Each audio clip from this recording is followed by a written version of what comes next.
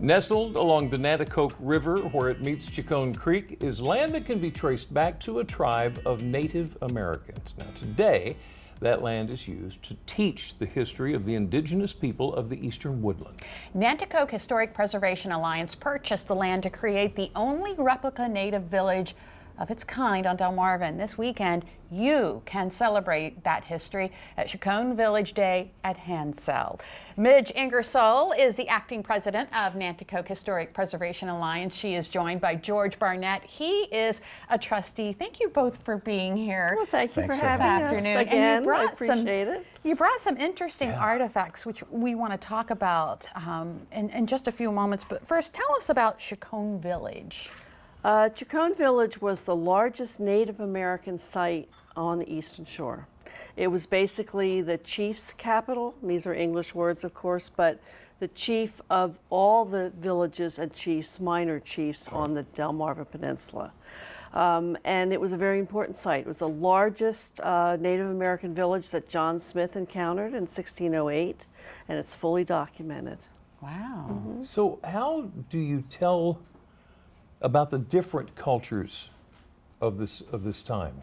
Well, our mission at Handsell is to tell the story of three cultures. Okay. Because the site is, not, of course, Native American going back thousands of years. But then when the colonists settled, it was very early 1600s. Right. And with them, of course, African enslaved people. So we felt it was important not to just save a brick house, but to tell the stories of how these three cultures have merged to create a uniquely American experience here. So much of the treatment of history looks at populations, cultures in a vacuum.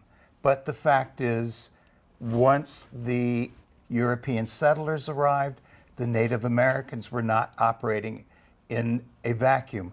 When the Africans came involuntarily, they didn't operate in a vacuum. There were influences. And Handsell is unique in that it tells, if you will, a story of person and environment. Okay. How did all of these three cultures interact and move through history together? Oh, Wow. So the items that you have here, are these things that you have found along the site?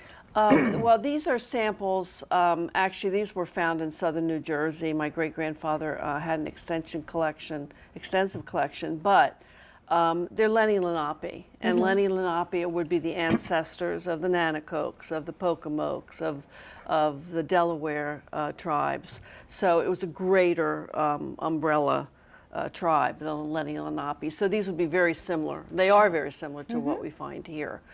These are scrapers, points. We have axe heads, a ceremonial club, and pine needle basket. That was made for me I was gifted that by one of the local tribes. And the lighter color arrowhead was also chipped for me as a gift. So they're newer replications, but made in the way Native, the prehistorically would have made these items. So this weekend is Chicone Village Day. What will we see? We're about the only event that we know of that really focuses in on prehistoric life of the Native people. There are a lot of modern powwows. The Nanticokes of Millsboro, Delaware have a Nazi-Wawash have a powwow. That's modern Native life. But we focus in on the old skills, the cooking, the chipping, the flint knapping, the building of the longhouse and the work shelter. And there will be locally found artifacts on display that presenters will be bringing. There will also be an opportunity, if you go onto our website and our Facebook page, there are, I think, still some spaces available to sign up for a workshop where you can be taught how to nap How to flint knap. projectiles. Yep.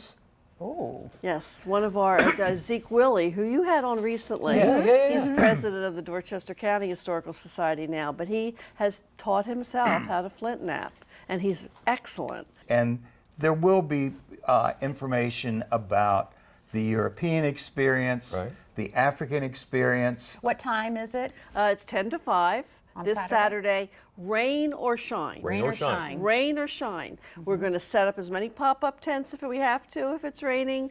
Bring your gear. The native people lived outside. Yeah. They lived in the elements. So we want everybody to come and experience real life if we get a few little showers. Sure. Midge and George, thank you so much for coming in. Sounds Thank like you a lot for of fun. having Thanks us. for Really having Have all appreciate the it. information on our website.